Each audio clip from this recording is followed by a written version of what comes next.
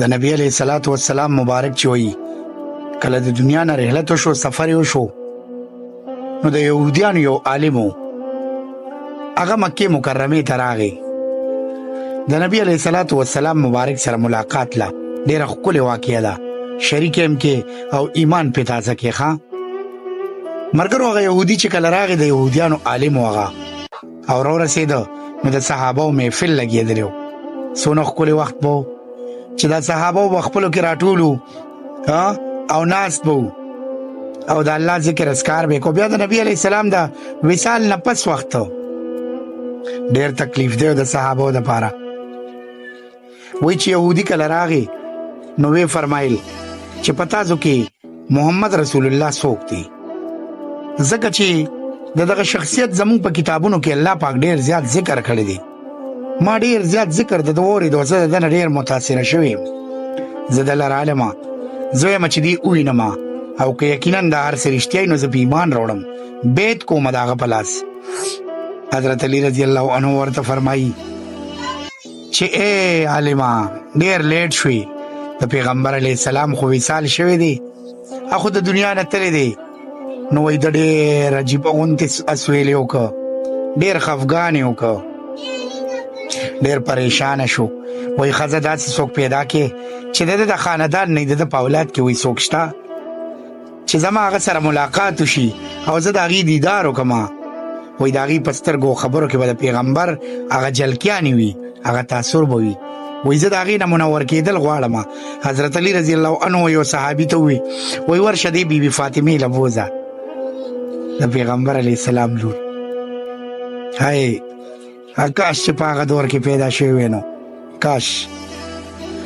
ملګرو، یهودي بی بی فاطمې له بوته چې بی بی فاطمې سره ملاقات وشو، نو ورته ووایي چې تاسو سره که د پیغمبر علیه الصلاۃ والسلام د استعمال څه لباس څه کپړه وي نو مالې راکې. بی بی فاطمه رضی الله عنها امام حسن رضی الله عنه یا امام حسین رضی الله عنه، خو امام حسن به ځکه چې دغه د تازه وصال وخت و چې کله امام حسن رضی الله عنه غالبا د شپږو نه د اتو کالو په منځ کې و. نو وایي کمیس مبارک یې وله د نبي علیه السلام راوړه، کورته مبارکه. هغه یهودي وایي هغه په دې سر او په دې مخ واچوله او وایي خوشبویانې یې ترې اخېستې او ښکلولی. وایي های پیغمبره ملاقات د سره ونه شو. وایي ستا خو ټول صفات هغه دي چې کم ما په کتابونو کې ولوستل، ته واقعي ډېر عجیبه پیغمبر وي، ډېر عظیم وي. های نصیبه تا سره ملاقات ونه شو، کاش چې تا سره ملاقات شوی وي. حضرت علی رضی الله عنه ورته وایي چې ته څه ویل غواړې؟ وایي زه دا ویمه چې ما ته کلمه وښایې، ما ته خپله کلمه وښایې، زه ایمان راوړم، زه مسلمانېږم.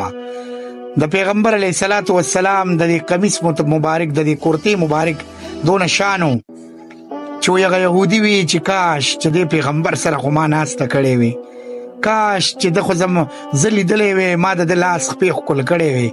حضرت علی رضی الله عنه ته فرمایي هغه یهودي ورته وایي چې ما ته د پیغمبر څه خبرې وکړه، څه صفات راته ووایه. او وایي ستاسو په اړه کې خو به م هغه سره د ملاقات ډېر اشتیاق کي که نه. حضرت علی رضی الله عنه ورته فرمایي په جړا شوخ کې په مخ باندې روانې شوې چې وایي په ژوند کې خو بل څه مقصد پاتې نه دی، په دغه یو مقصد ژوند تېرو چې کله به د پیغمبر سره ملاقات وشي، کومه به هغه ورځ وي چې د هغه دیدار به نصیب شي. حضرت علی رضی الله عنه ورته د نبی علیه الصلاۃ والسلام سیرت شروع کو. یهودي جاړي او په مخ یې اوښکې بهیږي او په هره خبره او په هره قصه کې دا خبره کوي چې های افسوس، او دا ټولې خبرې خو رښتیا دي، دا ټولې خبرې خو رښتیا دي چې کومې الله زموږ په کتابونو کې بیان کړي، دا خو ټولې رښتیا دي. های افسوس چې دا پیغمبر مې لیدلی و. حضرت علی رضی الله عنه ته فرمایي چې ما ته کلمه وښایې. کلمه یې ورته وښوله، ملګرو مسلمان شو. ملګرو دا د پیغمبر علیه الصلاۃ والسلام اخلاق، عادات، ښکلې زندگی. ملګرو ځان کې د پیغمبر د صفاتو هغه نقل راولې. په نقش قدم یې تلل هم ګران دي، د قدم خاورې جوړ شي، خو ځان کې د پیغمبر صفات راولې. جنگ جګړه، بې باکي، کنځلې، بدتمیزي مه کوئ. څوک چې د پیغمبر خبره اوري مخکې شریکه کړي، نو پیغمبر فرمایي وایي